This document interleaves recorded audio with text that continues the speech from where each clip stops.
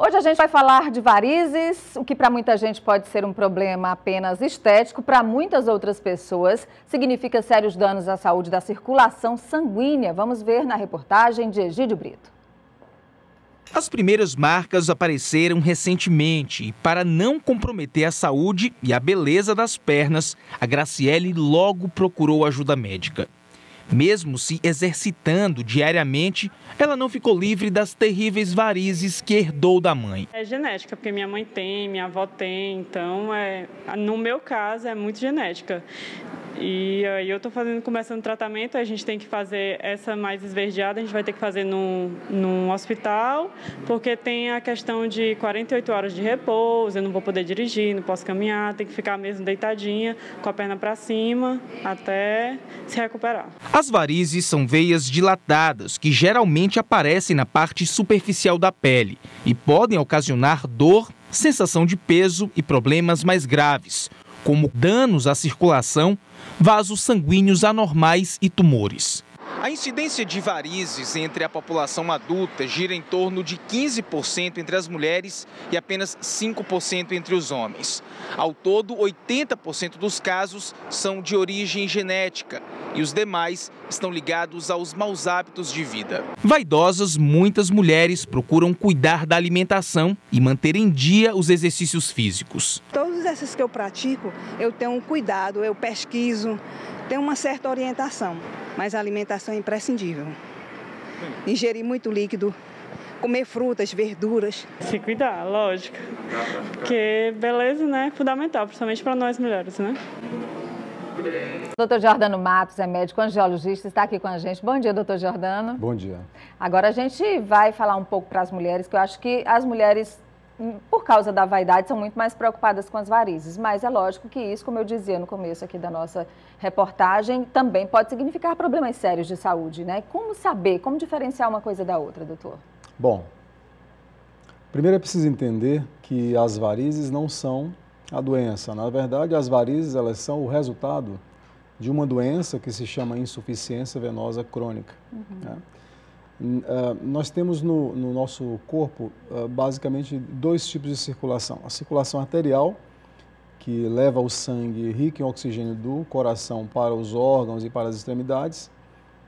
E temos a circulação venosa, que conduz esse mesmo sangue que chega até as extremidades de volta ao coração para fecharmos o ciclo da nossa circulação.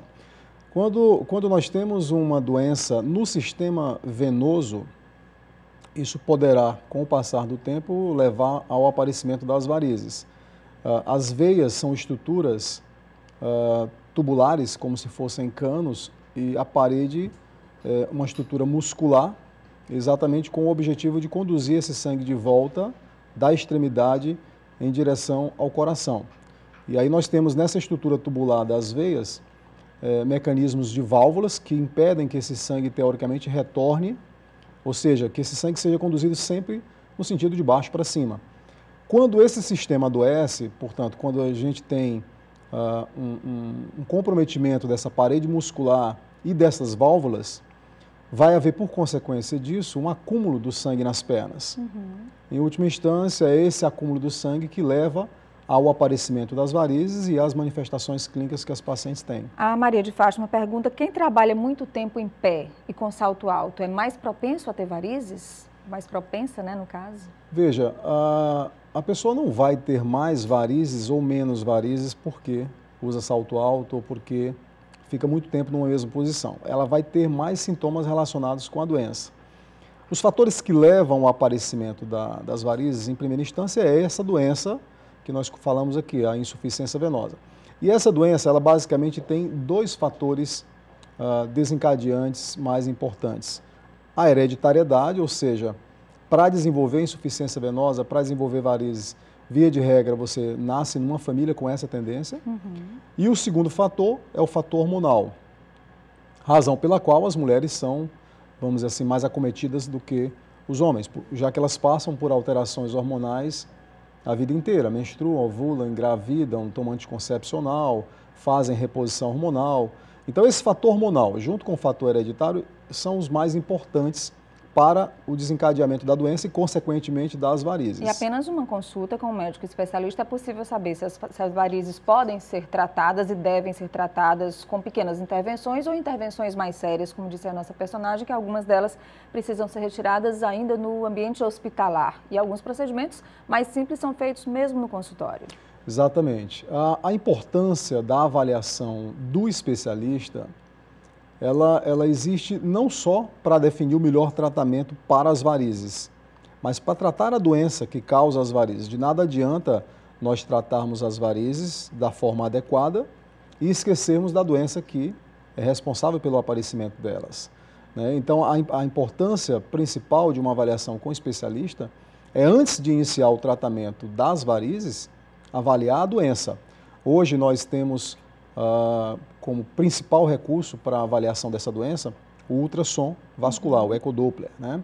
Através desse exame, que é um exame simples, rápido, não invasivo, a gente consegue detectar em que grau que essa doença venosa está, para orientar a paciente em relação a recursos muito importantes para o controle da doença, como o uso da meia elástica e o tratamento medicamentoso. Existem alguns medicamentos que são utilizados, chamados flebotônicos, que eles têm exatamente essa função de recuperar, vamos dizer assim, essa perda do tônus venoso da musculatura da veia para compensar a doença. A gente falava da atividade física, doutor Jordano, uma telespectadora pergunta quem tem veia quebrada. Muita gente, né, usa essa expressão para definir a varize. Pode fazer caminhada? Deve fazer? Deve fazer caminhada, deve fazer atividade física e manter o peso adequado. Porque as varizes, em última instância, elas acontecem porque o sangue fica represado nas pernas em função da doença venosa. Então, quando se faz uma atividade física, seja ela qual for, a própria atividade muscular do exercício vai ajudar nesse trabalho de retorno do sangue. Então, a atividade física é fundamental para o controle da doença. Ok, eu queria agradecer ao doutor Jordano Matos, que é médico angiologista.